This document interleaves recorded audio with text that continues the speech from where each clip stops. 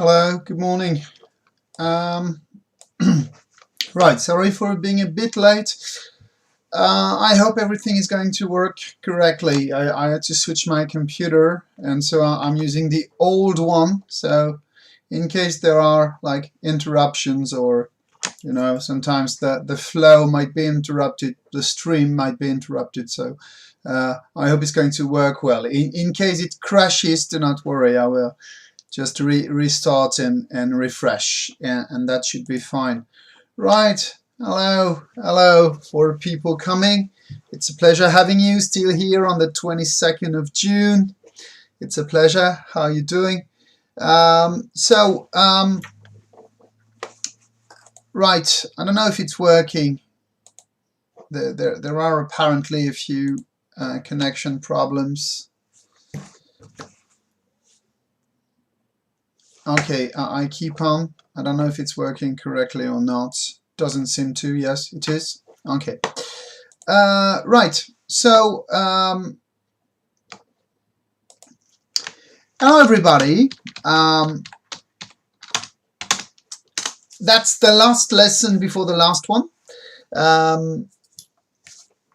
I am planning to and the third paragraph of the second part, which is called 3 Ways World War I Changed Culture and Society.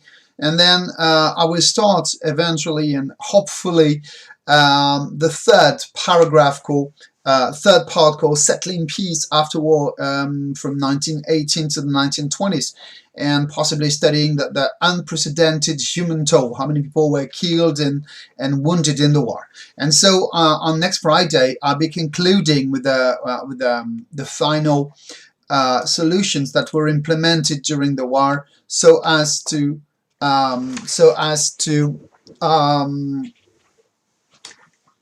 conclude this. Okay, so can you tell me if it's working well for you? Can you tell me if it's correctly working? Because I can't see actually if it's working or not. So just let me know. Right. So in the very beginning of this lesson, right, I've explained that, if you remember, I explained that. Sorry, I'm just checking this. It's a bit messy this morning. I'm really sorry. Actually, it may be working for you, but I have no control room whatsoever, so I'm not sure what you can actually see from what I'm saying. Anyway, if there is any problem, just use the chat to let me know. So yes, at the very beginning of this lesson, and especially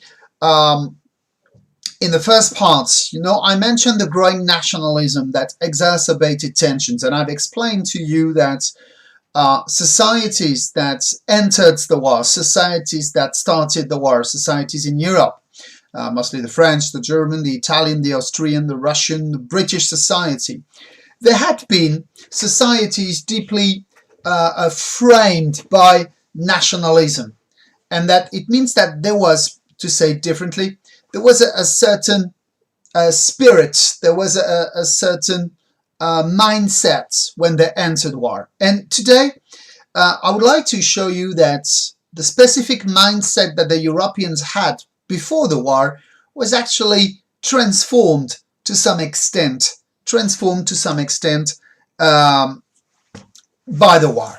And I would like to show it to you by showing how the war totally transformed three, let's say, social and technical visions of what Europe was. And I'm going to, so I could have added plenty more, but I would like to insist on three things: how the war transformed the position of women in some countries, how the war transformed the place and the methods of medicine during the war, and also try to connect a specific element to the post-war period.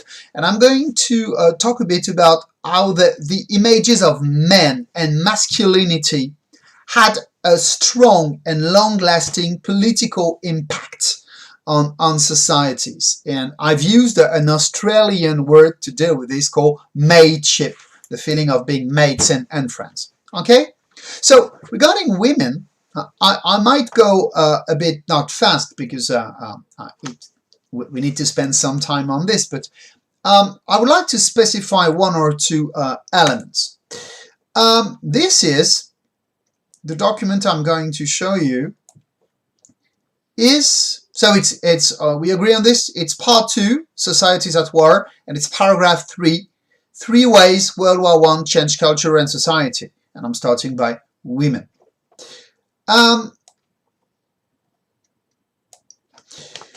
This is a poster dating back to the late period of the war.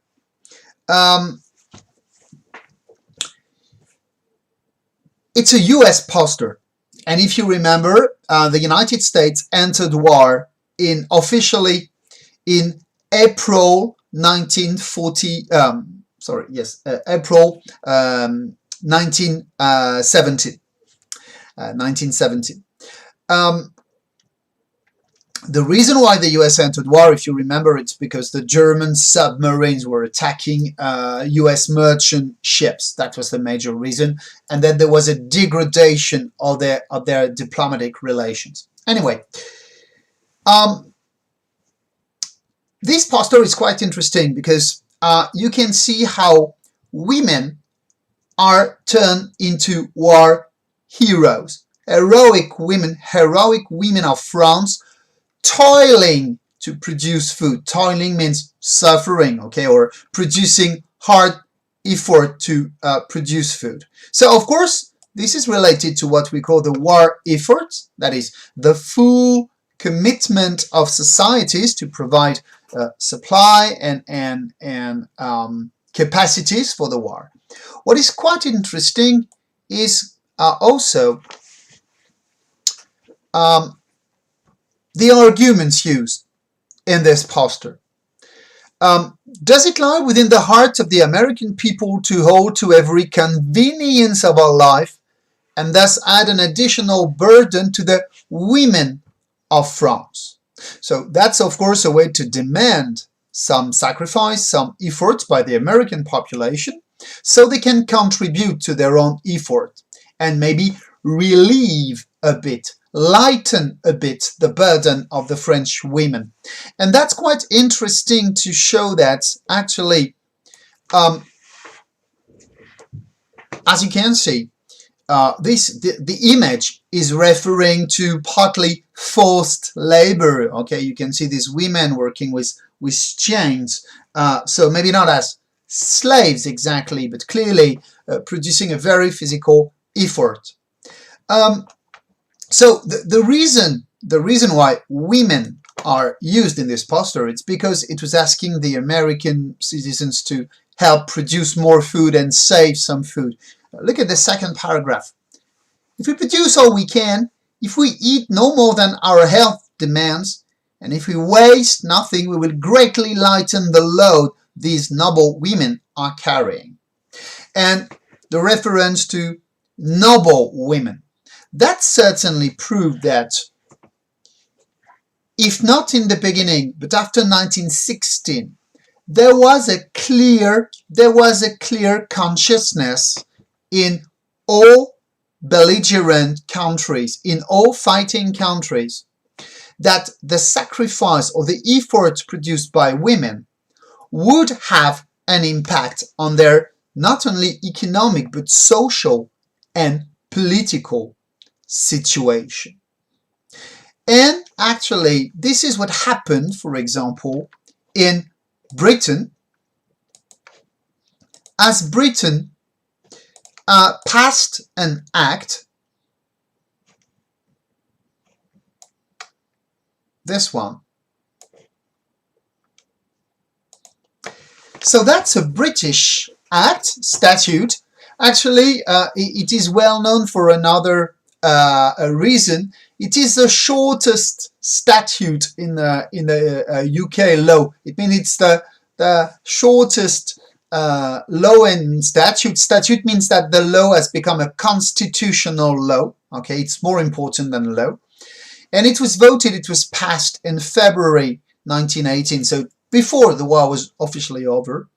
A woman shall not be disqualified by sex or marriage for being elected to or sitting or voting as a member of the Commons House of Parliament. So by this act, it means that women were given the right to vote, and they were given the right to vote without consideration of gender, by sex, or marriage. It means that globally, women were not considered as just, the half part of a household. They were not considered just their husband's wives, but they were given full citizenship. Actually, there would be restrictions to this. There would be age restrictions. In the beginning, the age restriction for women in the UK was 30 years old. 30 was the condition, and then this condition would be abolished. Okay, so clearly, in the United Kingdom, in the American and British society, okay, women were given more political rights due to their role played in the war.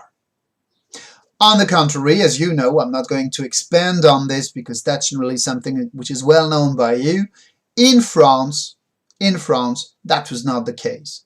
And that was not the case mostly due to a specificity of the French Republic. The fear, that there were two things actually.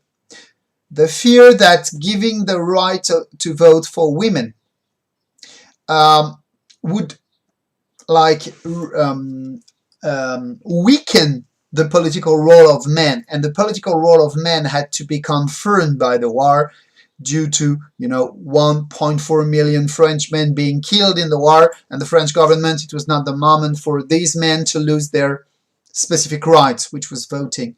Secondly, as you know, the French Republic was built partly against the Catholic Church, and you still had this belief that women were like the spokespersons for the Catholic ideology, and that when if they had the right to vote, if they got the right to vote, these women, they would certainly vote in favor of Catholic candidates, and that would destabilize the Republic. So that was maybe an alibi, but that was a reason.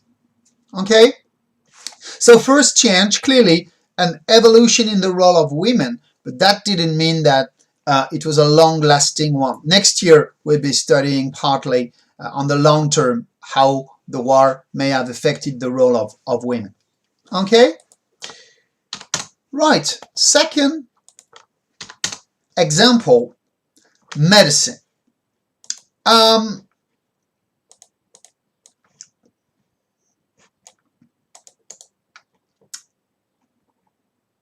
One aspect of the war was that, as we know, it quickly became very brutal and caused a massive amount of casualties. If you remember, for example, Gallipoli, which is just one example, or if you think of the Battle of Verdun, when a man was dying every 3 seconds on the first day. A man, was wounded every 3 seconds on the first day.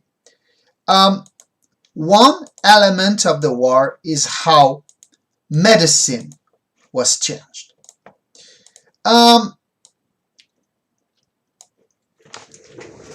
article says it all, how World War I revolutionized medicine.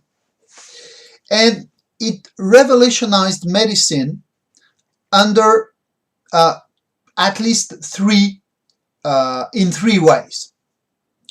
Firstly, it certainly led to a better knowledge of the anatomy, just because suddenly there were so many people to treat and so many people to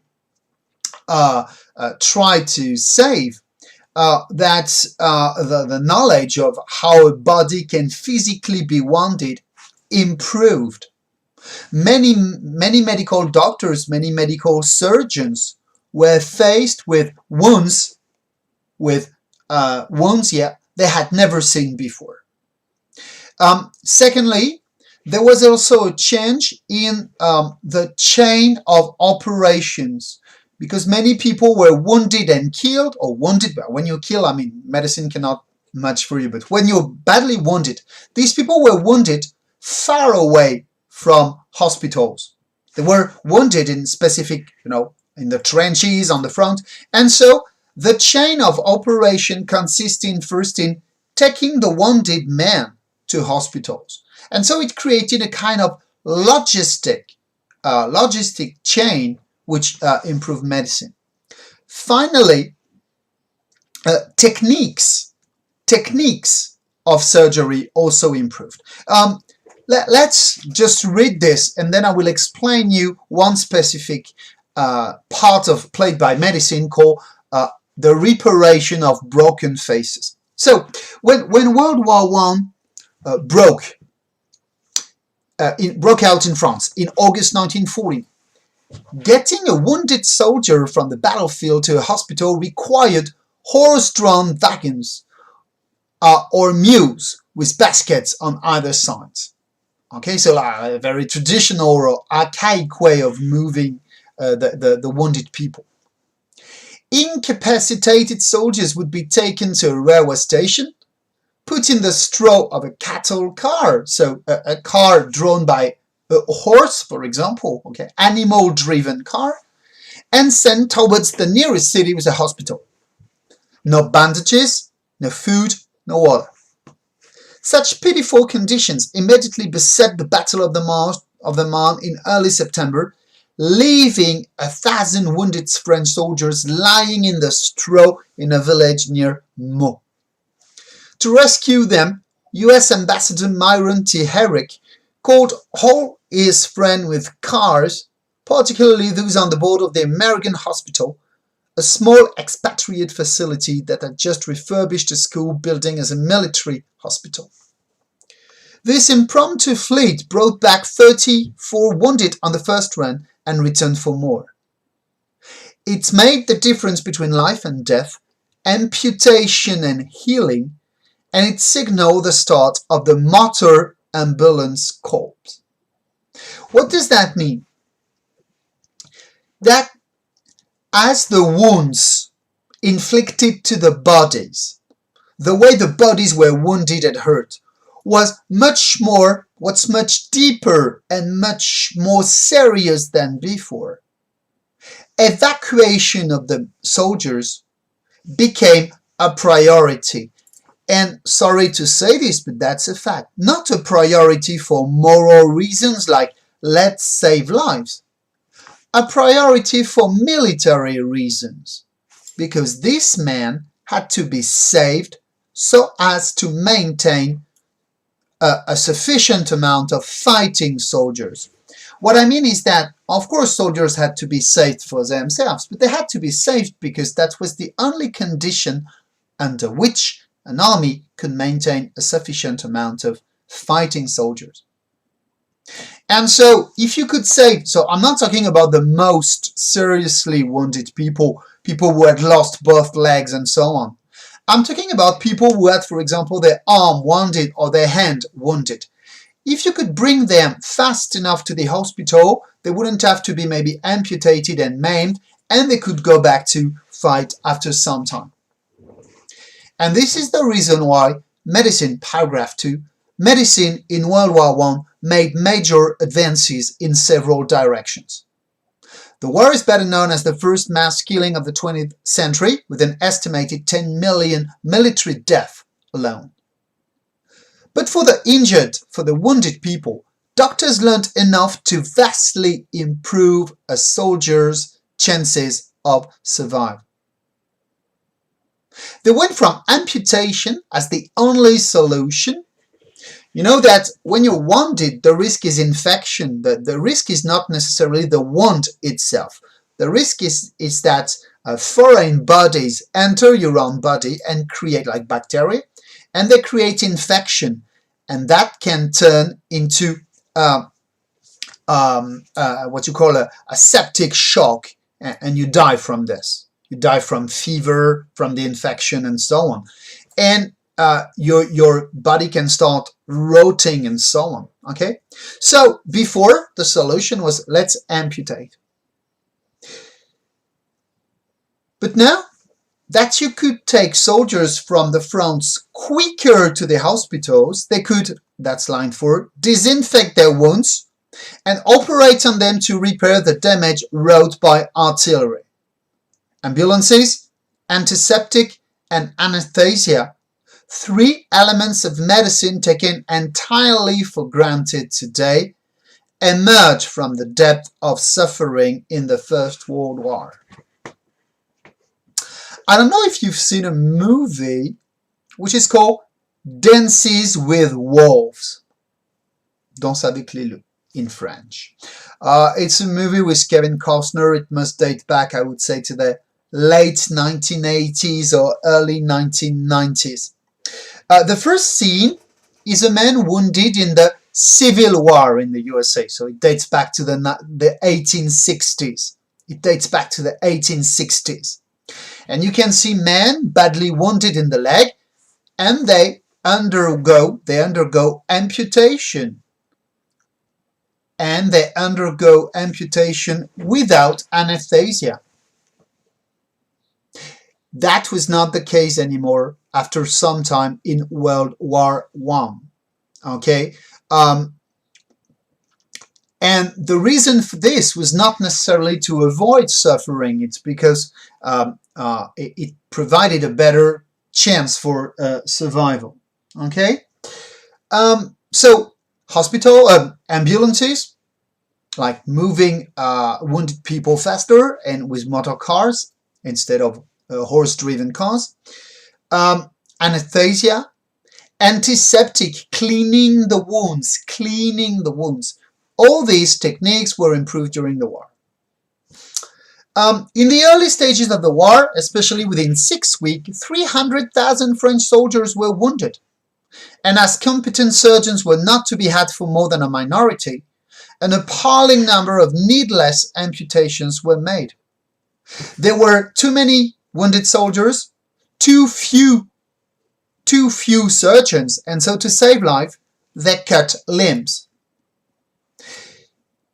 More than 20,000 amputations. More than 20,000 amputations in the first 6 first weeks of the war.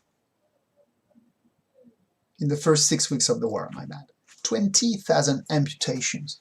That means soldiers that were not only, of course, maimed in their personal life, but from a state's point of view, and once again, sorry for being cynical, but from a state's point of view, that means 20,000 soldiers that were out of the war, definitely, because you can't send back a maimed soldier, a soldier without an arm or a hand or a leg, to the war.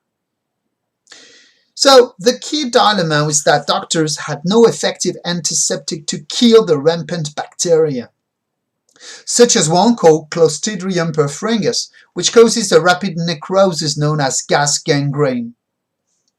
The soldiers lived in the filth of the trenches, and if they were wounded, their injuries were immediately corrupted with these bacteria. Antiseptics and anesthesia saved lives once they arrived at the hospitals, but without motor ambulances and hospital trains to get them there, wounded soldiers stood little chance. From the prompt rescue of soldiers from Meaux in September 1914, the American Ambulance Field Service grew to number more than 100 ambulances by the end of the first year of the war. And what actually I like is the last paragraph, because I think it says a lot. What inspired these major advances in medicine? There was a deep need, and people stepped up to find solutions. The new technology of war. Heavy artillery, long-range cannons, barrage shellings, when you bomb non-stop, and machine guns rained devastation at unprecedented levels. Medicine had to try to keep up. One good example of this evolution is in facial reconstruction surgery. Soldiers survived having jaws and noses shattered by artillery fragments. So surgeons at the American hospitals and Val-de-Grâce Hospital in Paris pioneered maxillofacial techniques and at the same time brought dentistry, because teeth had to be reconstructed, into the medical science in France. Let me show you. So these images might be okay. Where are they? I have to find them. Okay, I'm sorry. I'm just looking at this.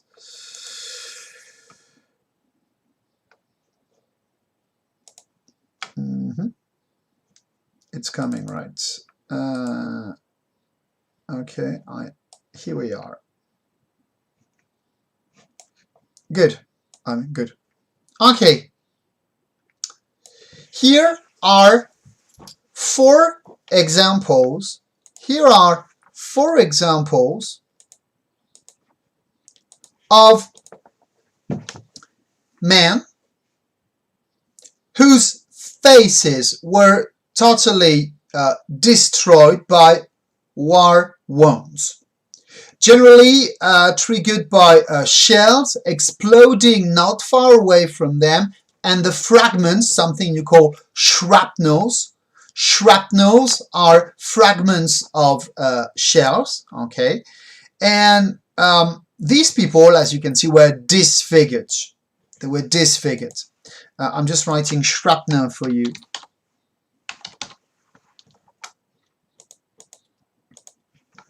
A shrapnel is when, okay, here we are, is a fragment of a shell, okay, exploding.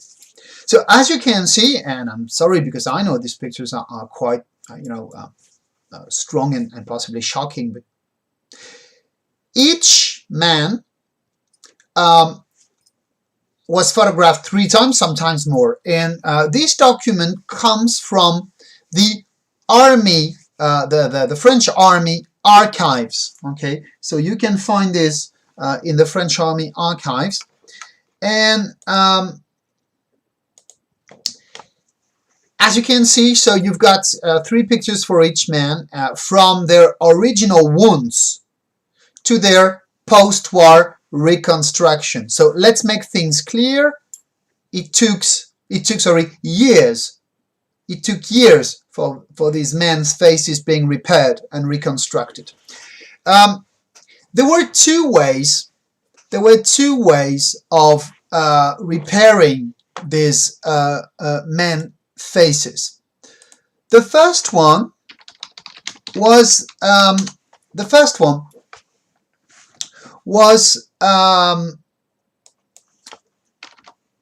to make sure, okay, to make sure that infections would not come, because as you can see, when you've got people with such massive wounds, okay, you cannot survive for a long time. So these men, okay,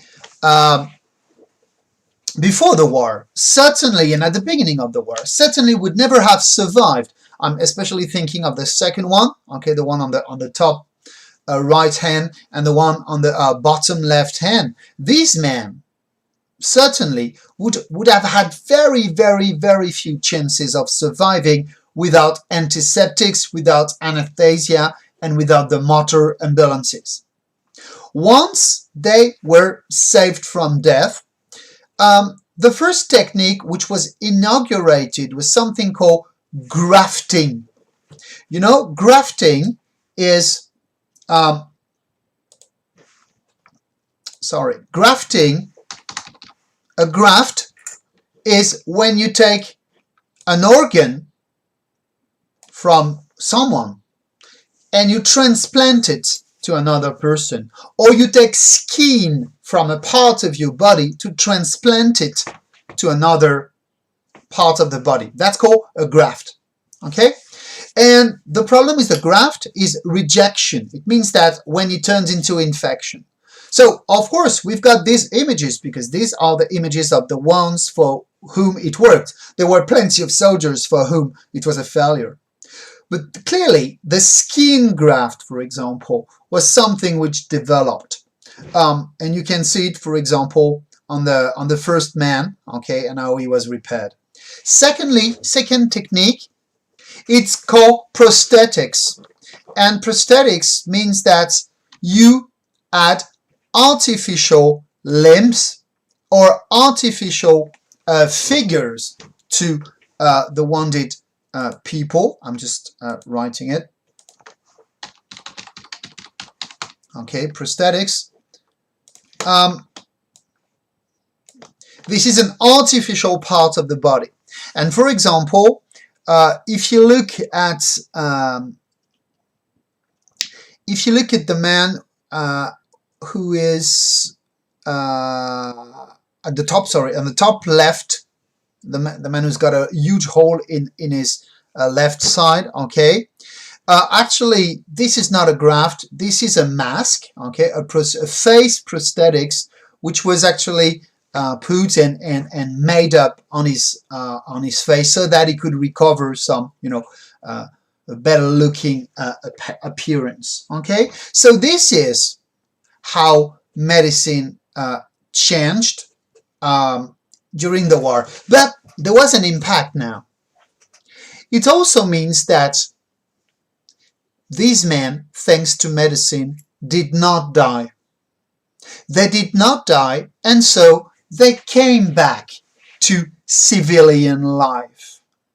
And for years, European societies would be full of these maimed, of these mutilated soldiers that projected the image of the war into society. Because as it took years for them to be repaired, as it took years for them to recover some, let's say, correct looking appearance, but you still could see the scars, you still could see the impact and the scars of the war. And so it was a way to keep the memories of the war within society. For years, for decades, for years and for decades, these men would be the living memory of what war was like. And this is why, for example, in a country like France, but also in the UK, you had a strong pacifist movements that also developed, because these men were showing, were displaying on a daily basis that this is what war makes to men. This is what war makes to men. Okay? And clearly, you also have to think of the thousands of men for whom surgery could not work this way, and men that stayed disfigured and inadapted to social life, because as you can guess, for these men, most of the time it meant that a love life was not possible anymore. A family life was very difficult. Going down to the streets and just walking around, you know, had become unbearable to them. You know what I mean? Like not only their faces were destroyed, but they had traumas, and of course they projected, they displayed a traumatic image of the war to people. Okay? Now, my last point is about man and the image projected by man, actually. One possibility is to see war as how brutal it was on the men's faces and how destructive it was. But believe it or not, so I'm getting into the last part, which is, sorry, I need to reproject, not the last part, but so we've studied the impact on women, the impact of medicine. Now I would like to tell you more about this mateship. So mateship, as I've told you, is an Australian word. It's a word which was much used by the Australian soldiers fighting in the war. And I think the best image of mateship is certainly this. I know it's a picture we've seen already, but as I've told you when we started the lesson, I like this one. That's mateship.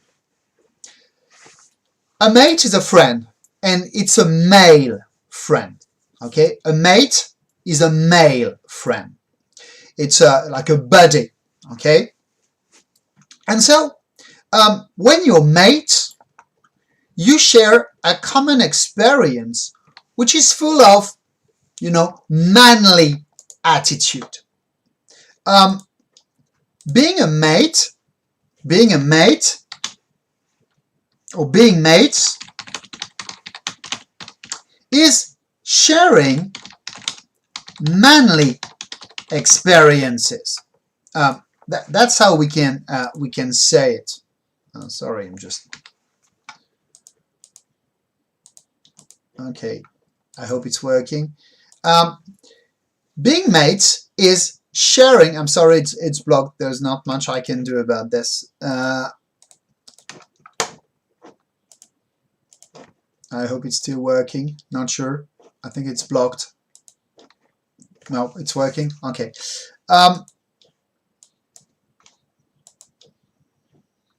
Right. I've told you that that was my old computer and that it would not work that well. Okay. Here we go. Okay.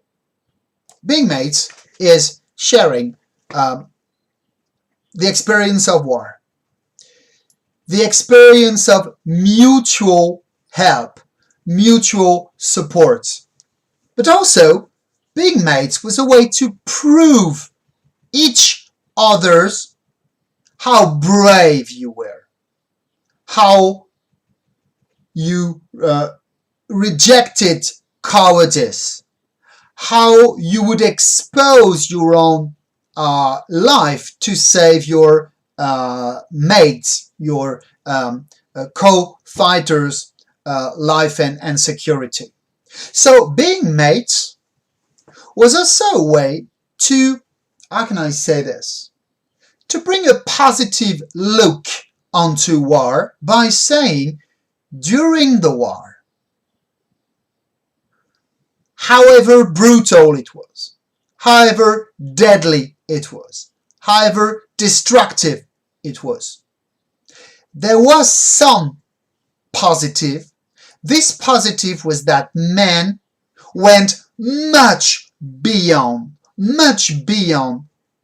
what they thought they could endure.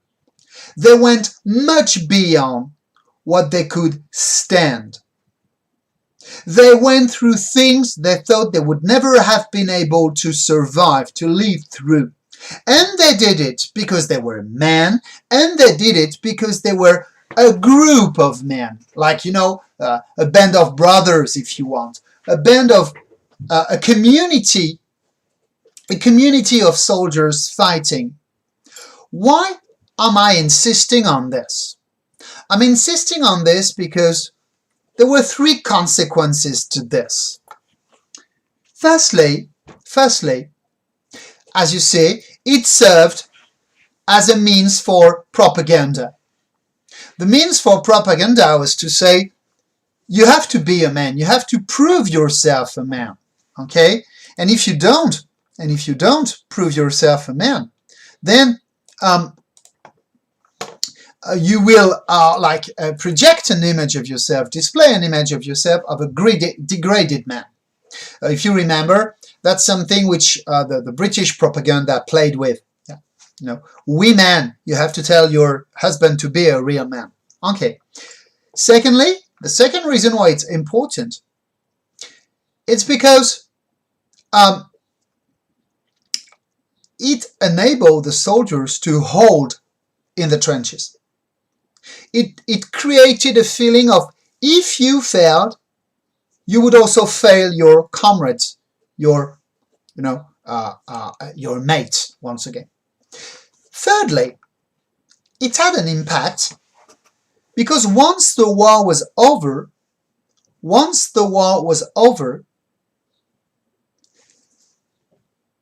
this feeling, sorry, I have to interrupt this. I've got apparently some people ringing at my door. I'm coming back.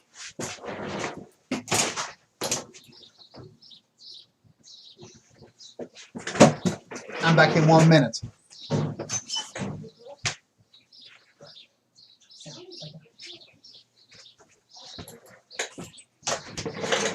Okay, someone's in charge. Sorry for this. The joy of home teaching.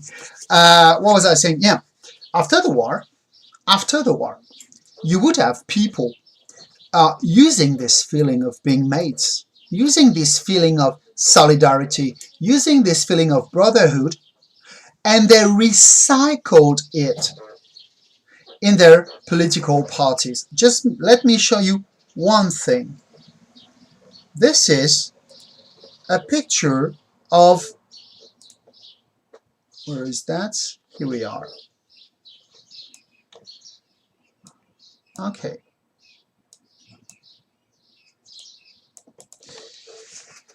This is a poster, this is a photo, sorry, which was shot in 1921, so only 3 years after the end of the war, and that's in Italy. And these people are fascist squadristi. Squadristi were the members of what you call maybe the black shirts, which was a militia, which was an armed group created by the fascists. And clearly, these squadristi, they look a lot like the common lot of soldiers fighting in the First World War.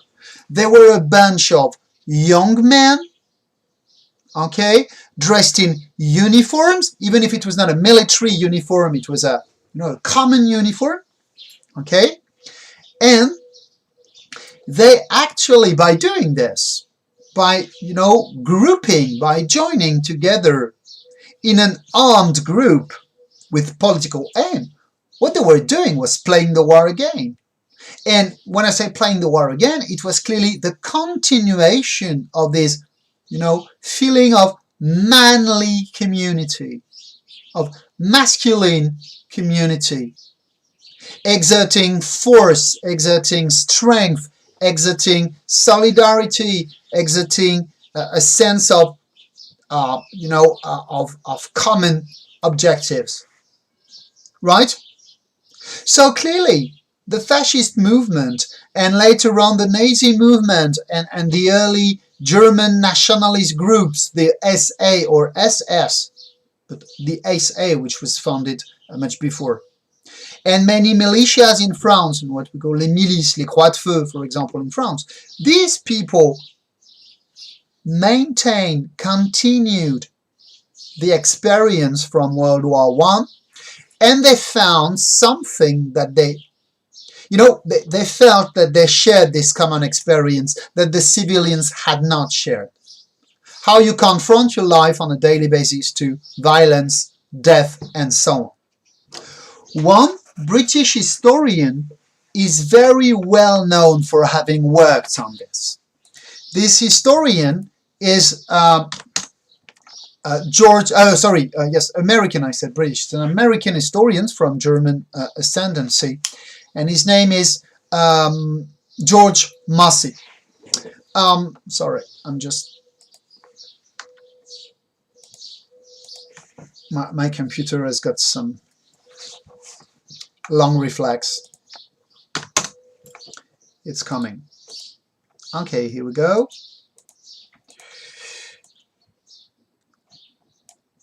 So I'm sorry, but my books are currently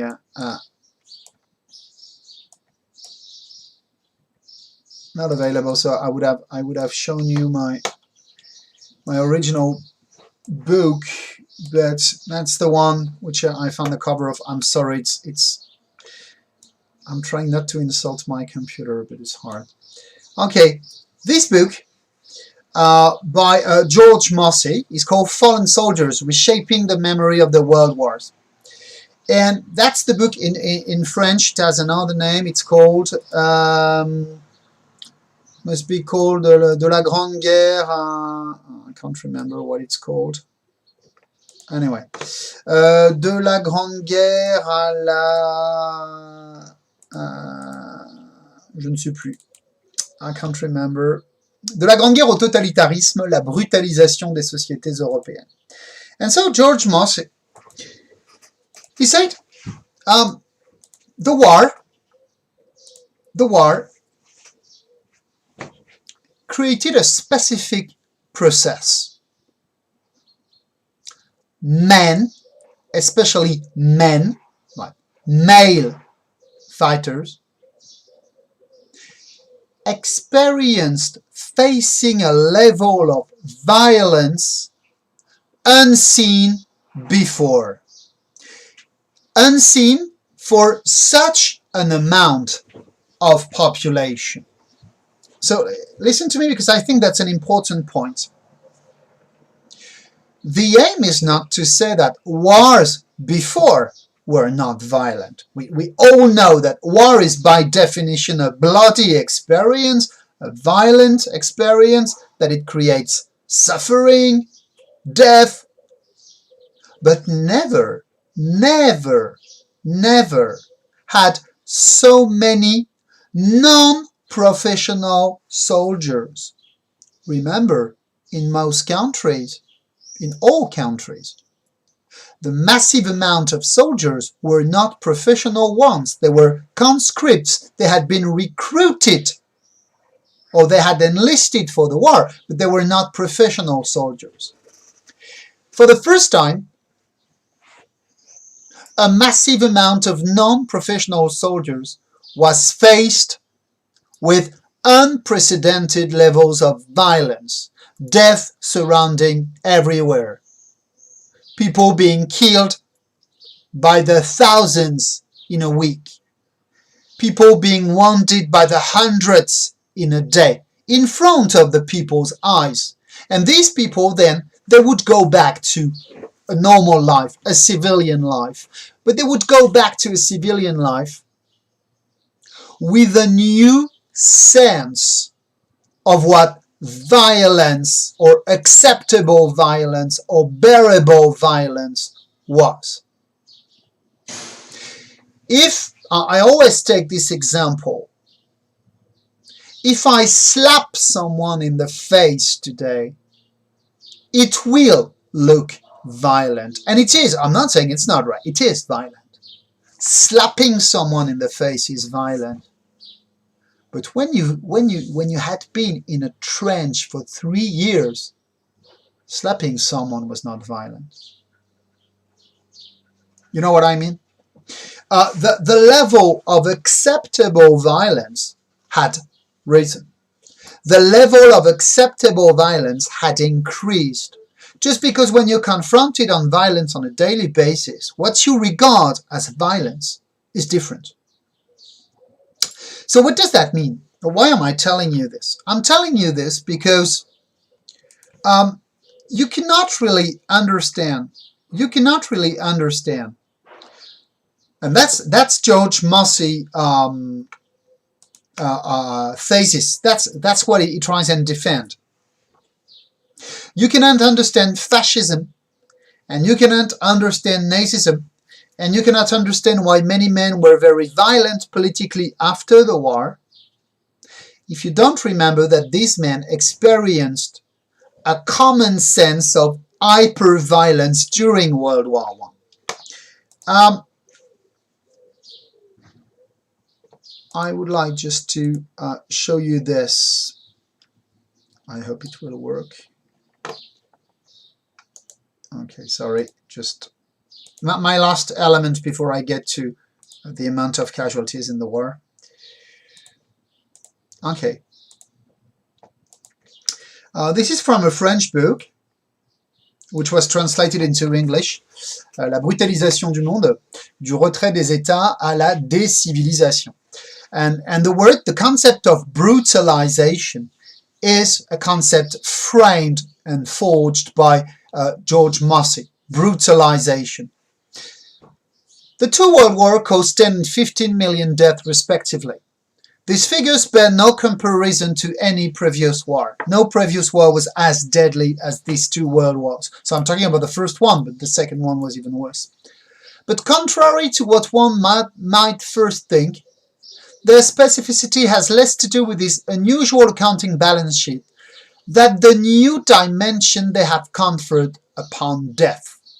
Indeed, as George Massey has brilliantly shown, what in fact proves to be decisive for the understanding of contemporary societies is how these two periods of mass killings permanently transform the psychic economy of men. What does that mean? The mindset of the men were transformed. The psychological impact was even stronger than just the amount of casualties. It's also crucial to observe how they made men enduringly brutal.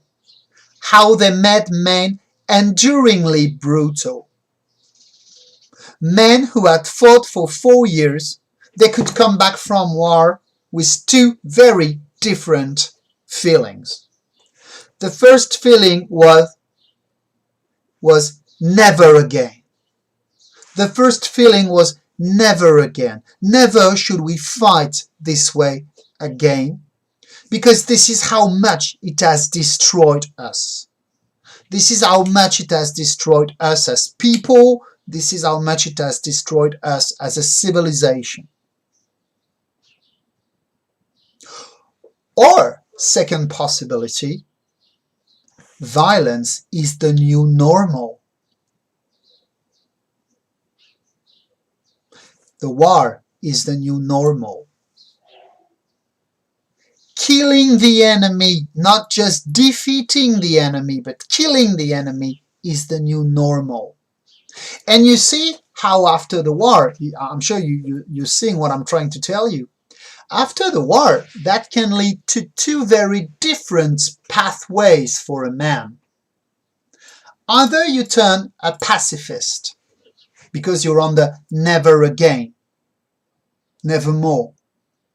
Or you can turn into a fascist, saying, okay, violence is the new normal. So I've got enemies, I've got communist enemies. The aim is not to defeat them. The aim is to destroy them, because violence is the new normal. That's exactly the meaning of this sentence. It is also crucial to observe how they made men enduringly brutal and how they permanently placed disregard for human life at the heart of society.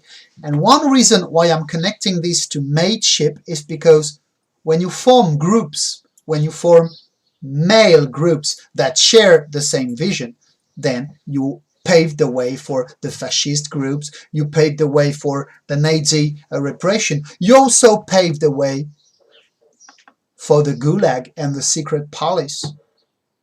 Because, when you were Russian and you were for 3 years in the war, after all, a labor camp is maybe not that violent. And you're an enemy of the people, so you have to be destroyed. So that's a possible interpretation. I'm not saying it's the only one. I'm just offering you some hints to understand this. But some historians have worked a lot on this, that World War I defined new acceptable standards of violence. And these new acceptable standards of violence may help understand why, for the fascists, for the Nazis, for the prisoned warden in Russia, violence was a normal way of acting. However, this historical movement of dehumanization could not be performed without the decisive importance assumed by the myth of war. What is the myth of war? It's the fact that, and that's the last paragraph, the aims of war have been internalized. People feel them inside, embodied and lived by every soldier as his own, to the extent that these objectives appeared necessarily inseparable from his individual self-realization. What does that mean? When you fight for something for 4 years, even if these things were imposed on you at first, they become yours. And so, the war is yours. The war is yours. And if the war is yours, going back to a civilian life becomes very difficult. Consequently, hatred of the enemy, the participation in war therefore took the form of personal fulfillment. You become yourself by fighting, because now not only violence is the new normal, fighting is the new normal. Consequently, hatred of the enemy became socially acceptable as love of country. And you see where you can recruit young German nationalists to destroy the enemies. And that's how you can turn people into, Jews killers, because the Jew is the new enemy, and you were taught and you were trained into getting rid of the enemy. Okay? This is what you call the brutalization of societies in terms of, instead of civilization and civilizing society, World War I led to brutalizing society. Okay? Is that clear? Is that clear, what I'm trying to explain to you?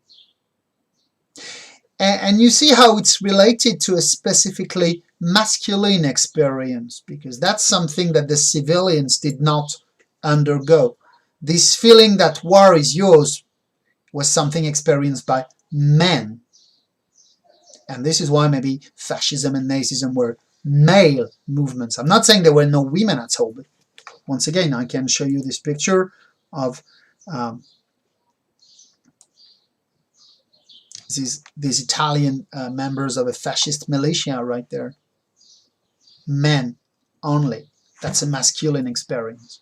Okay? Right. Now we can move on to the last part of the lesson. And for today, I just will give you the basics of the human toll. It will go very fast in 5 or 10 minutes. And then on next Friday, for the final lesson of the year, I will show you the different peace treaties and so on. Okay, I'm not sure I'll be able to teach any lesson the week after, because we'll have some meetings and so on. So I don't know. Okay, so let's go to the final part.